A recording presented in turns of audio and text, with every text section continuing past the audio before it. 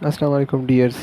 आज की जो वीडियो है इस बारे में है कि अक्सर जो इन्वर्टर टाइप रेफ्रिजरेटर्स होते हैं और डीप फ्रीज़र्स और एयर कंडीशनर, तो वो बाज़ों का जो है ना जनरेटर की जो बिजली होती है उस पर काम नहीं करती, नहीं चलती उस पर। तो अ, उसके लिए जो है ना हमें ये जनरेटर की जो वोल्टेज है उसको डबल जो है पेज से, मतलब टू पेज से उसको हमने सिंगल पेज पर कन्वर्ट करना है। तो हम सिंगल पेज पर इसको कैसे कन्वर्ट करेंगे, तो आइए चलते हैं। और मैं आपको ये जो है ये एक हायर का मेरे पास इन्वर्टर डीप फ्रीज़र है। ये मैं जनरेटर की जो बिजली है उसके थ्रू मैं पावर ऑन करके आपको दिखाऊंगा। ये नॉर्मली जो है जनरेटर की जो आउटलेट है, पावर आउटलेट 220 वोल्ट, उस पर ये काम नहीं करती। अगर आपके पास भी ऐसा कोई मसला आ रहा हो तो आप जो है ये टेक्निक आप यूज़ कर सकते हैं, ठीक है। तो डियर्स, मैं जो है यहाँ पर मैंने एक इन्वर्टर जो है वो यूज़ किया है। ये सोलर पावर इन्वर्टर है। ये 12 वोल्ट टू 220 वोल्ट। तो ये 12 वोल्ट से 220 वोल्ट को जो है आउटपुट देगा, 12 वोल्ट डीसी से 220 वोल्ट एसी को। और ये जो है इस आउटलेट के ज़रिए 220 वोल्ट देगा और बिल्कुल ठीक ठाक वोल्टेज, जिससे हमारा फ्रीज़र या रेफ्रिजरेटर अच्छी तरीके से चल जाएगा, काम करेगा। और इस इन्वर्टर को पावर करने के लिए हमें जो है इन कंप्यूटर की पावर सप्लाईज़ की ज़रूरत पड़ेगी। मैं यहाँ पर दो पावर सप्लाईज़ यूज़ कर रहा हूँ, क्योंकि आ, इसके लिए हमें मैक्सिमम जो है मिनिमम जो है 25 वोल्ट एम्पेयर, 25 एम्पेयर तक की जो है करंट की ज़रूरत है। मेरे पास जो ये सप्लाई है ये भी 17 एम्पेयर की है और ये भी 17 एम्पेयर की है। इस वजह से मैं दो यूज़ कर रहा हूँ। आप सिंगल भी यूज़ कर सकते हो, क्योंकि अगर आपके पास एक सप्लाई हो और उसकी जो एम्पेयर हो तो वो अगर 25 एम्पेयर हो तो फिर एक सप्लाई भी आपका जो है बहुत अच्छी तरह से काम करेगा।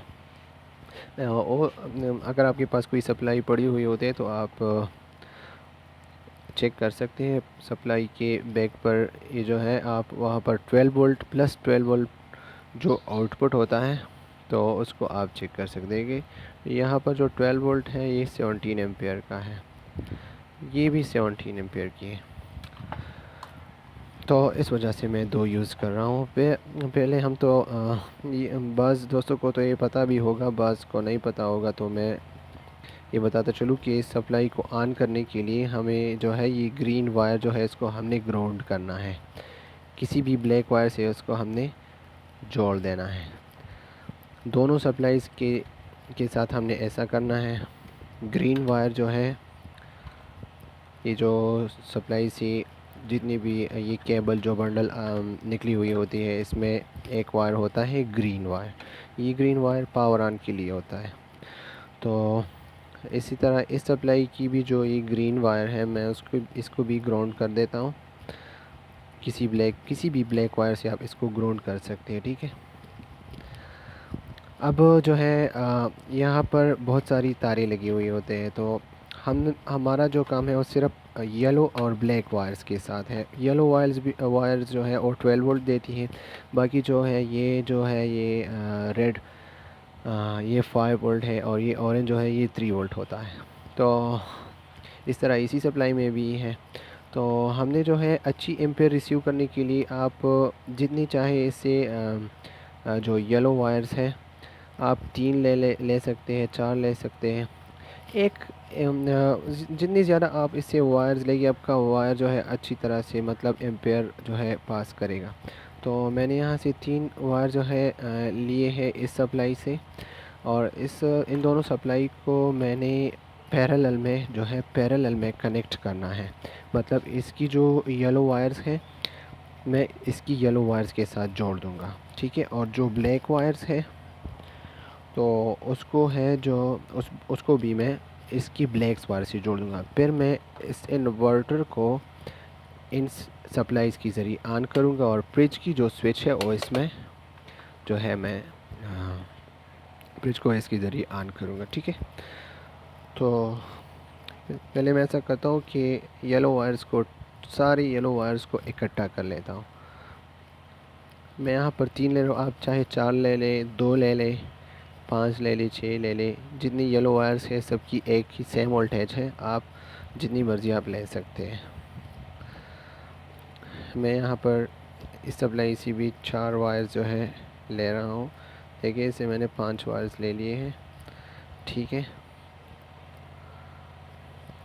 ये जो इन्वर्टर है आप जो है 1000 वाट भी यूज़ कर सकते हैं। इवन मैंने 500 वाट पे भी ट्राई किया है, ये काम करता है डीप फ्रीज़र के लिए।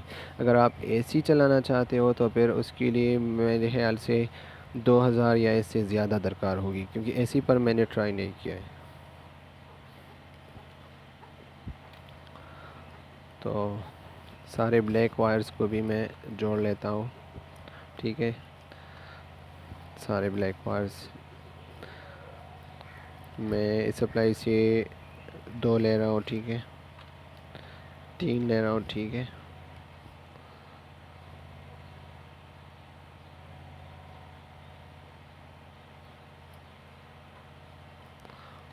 ब्लैक वायर्स, इन दोनों सप्लाईज़ को हमने पैरेलली कनेक्ट करना है। ठीक है, तो पैरेलल करने के लिए हमने सारे जो ब्लैक वायर्स हैं उसको इकट्ठे करने हैं। ठीक है, ये हो गई। आप ये फारे जो पिन्स है इसको आप काट के फेंक सकते हैं। जो ये बंडल है, आपकी जितनी वायर्स आपको चाहिए वो आप रख सकते हैं, और बाकी जो है वो आप काट के फेंक सकते हैं। ये हमारी किसी काम की नहीं है अगर आप परमानेंटली इस सप्लाई को यूज़ करना चाहते हो। ठीक है, तो ये जी येलो को भी मैंने इकट्ठा कर लिया है और ब्लैक्स को भी इकट्ठा कर लिया है, और सप्लाई को ऑन करने के लिए इसकी भी ग्रीन मैंने ले ली है और इसकी भी ग्रीन को मैंने ग्राउंड कर दी है। ठीक है, अब मैंने जो है इन्वर्टर की जो प्लस की जो क्लिप है इसको मैं इससे जो है इससे बांध इस वायर से कनेक्ट कर देता हूँ। ठीक है, इसे मैंने ये कनेक्ट कर दिया। आपको ये अच्छी तरह इंसुलेट करना है, क्योंकि अगर ये दोनों आपस में टच हो जाते हैं तो फिर आपकी सप्लाई शट डाउन हो जाएगी।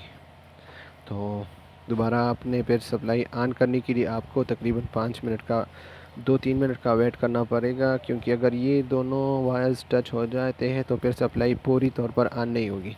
फिर आपने स्विच निकाल के ना तकरीबन 2-3 मिनट वेट करके दोबारा सप्लाई को ऑन करना है। अब मैं ये माइनस की जो क्लिप है इन्वर्टर की, इसको मैं इसी सप्लाई से या इसी से कनेक्ट कर सकता हूँ, क्योंकि ये ग्राउंड है। सप्लाई की भी ग्राउंड होती है, आप यहाँ पर भी कनेक्ट कर सकते हैं। ठीक है, मैं यहाँ पर कनेक्ट कर देता हूँ। सही है, यहाँ पर मैं कनेक्ट कर देता हूँ। ये प्लस है, अगर ये माइनस है, अगर ये यहाँ पर टच हो जाए कोई प्रॉब्लम, मगर ये जो है इसको यहाँ पर टच नहीं होना चाहिए। आपको अच्छी तरह से इंसुलेट करना चाहिए। मैंने इन दोनों सप्लाईज़ को ऑन करना है। फिर फ्रिज की जो स्विच है उसको चाहे पहले से ही आप फ्रिज की स्विच यहाँ पर लगा ली। ठीक है, फ्रिज की स्विच मैंने वहाँ पर लगा दी है, और मैं जो है यहाँ पर पहले एक सप्लाई को ऑन करता हूँ, फौरी तौर पर मैं दूसरी को भी ऑन करता हूँ। आप चाहे तो दोनों को एक साथ, अगर बोर्ड आप कोई स्विच बोर्ड यूज़ कर नहीं है। ठीक है, तो आइए, और डोर को जो है मैंने क्लोज़ कर दिया है, ये क्लोज्ड है, और मैं सप्लाईज़ को ऑन कर देता हूँ। ठीक है, तो